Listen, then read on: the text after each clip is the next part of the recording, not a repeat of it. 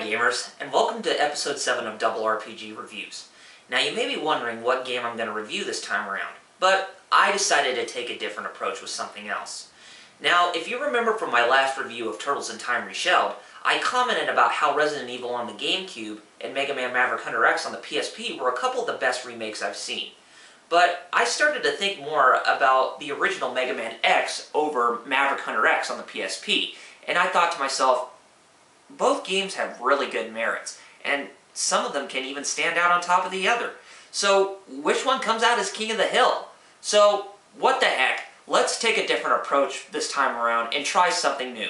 Instead of going into an in-depth traditional review like I normally do, we'll take an in-depth overview of two games in its original and remake form and see which one comes out as the best. We'll take a look at Mega Man X and Mega Man Maverick Hunter X. This is the first edition of RRPG Reviews to present to you Original versus Remake.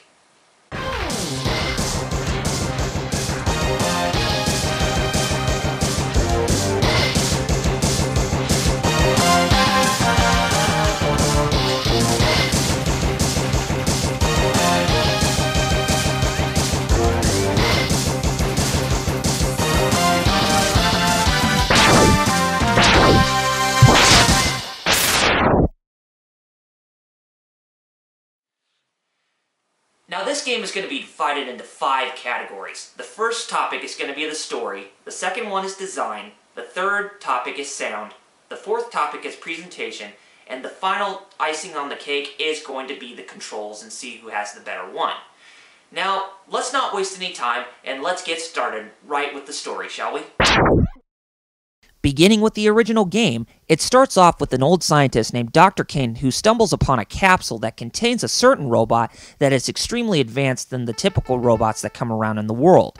That is when we get a glimpse of Mega Man X for the first time. After that, we see text that encodes as a warning from X's original creator, Dr. Light from the Mega Man series. The message describes X as being a new generation of robots that has the ability to think and act on his own accord, but fears that X would turn against him if he were to make the choice of harming humans. Therefore, Light sealed X in a diagnostic capsule to ensure X's reliability to be a safe and kind robot who won't turn to the path of evil. The process would take 30 years after Light passed away, but Dr. Kane found the capsule about 100 years later after the diagnostics got started. Thus, we are introduced to the story of the Super Nintendo game, where X fights as a Maverick Hunter, and he has an accomplice named Zero who fights against a rebellious group of extremist Reploids that is under the command of an ex-Maverick Hunter named Sigma. That is how the whole story goes for here.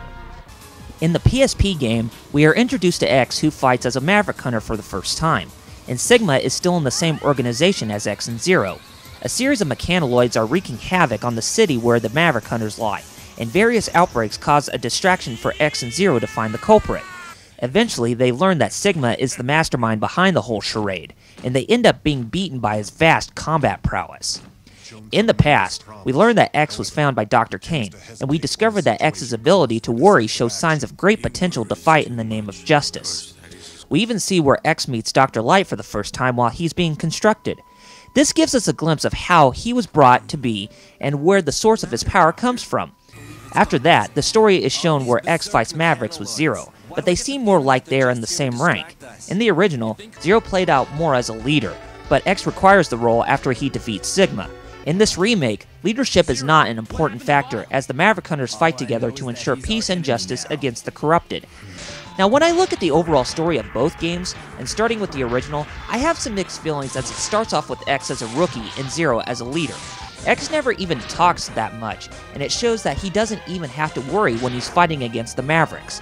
Even his arch-nemesis Vile, for some reason has a strong resemblance to Boba Fett from Star Wars, works under Sigma's wing and follows his bidding. The remake gives us a clear and different interpretation than the original by introducing us to the characters and bringing us into who they are. Thus, X shows his worry and his will to fight if necessary. Even Vile plays more of a role as a neutral character who despises both Sigma and X. After I look at that, I can definitely see that the story is set in stone and who it can easily build up if the series were to receive a full reinterpretation, whereas the story in the original builds up between game after game. So let's review on the story. The story in Mega Man X seems to gradually upgrade itself more and more with every game that comes out. As with Mega Man Maverick Hunter X, it shows you what the characters are, it brings you into their personalities, and it shows you how Sigma went Maverick in the first place and how everything started out. And it's more well developed and more like an interpretation over the original. So, in all honesty, and no regards to people who enjoy the original, the story point goes out to the remake.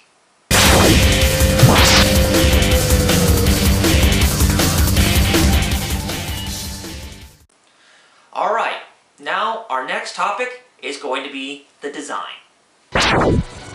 Sometimes I get myself suckered in for seeing when the graphics will blow me away, and they did for both games. However, which has the better engine? Well, let's find out for ourselves, shall we? In the original, the graphics are done in 16-bit graphics for the Super Nintendo that gives us more attention to detail as to what most of the characters would look like as opposed to the limitations on the NES. Each character and enemy sprite looks really fantastic as to what they look like for a 2D game. Even the backgrounds have a great sense of depth when you see how detailed the animations are and the views of what the stages are like. Some newer generation of gamers may find that to be very surreal, but I like it more that way because it helps utilize my imagination as the Super Nintendo doesn't make anything seem realistic. Now let's look at the PSP remake. For one, I do enjoy anime that is represented in a video game, especially if it's a game that belongs to Namco's Tales or Square Enix's Star Ocean franchise. Mega Man Maverick Hunter X does that with adding cinematics that have anime, and it seems to work out well because most Japanese animation follows towards a more serious and well-written storyline like Naruto and Bleach. Anyway, the game's design looks very good for a PSP title in what most of the places would look like in 3D, or 2.5D as the game clearly is. While the main characters and the bosses look great, I do have some negative opinions on everything else. For one, the detail is completely gone with the stages, and most of everything is in forced perspective, and the backgrounds hardly move side to side, as it is more curved. The only game that seemed to get it right was Castlevania The Dracula X Chronicles. Not to mention, most of the enemies look okay in 3D sprites, but they hardly captured the attention to detail that the Super Nintendo offered. They even look a little bit awful as they look like they have the same polish and hardly any texture. Even some of the lighting doesn't match up to the original. Overall, the graphics in the original are very superb with detail, and the remake has designs that are not very synthetic in quality because of everything looking the same with the character sprites as they hardly have any texture.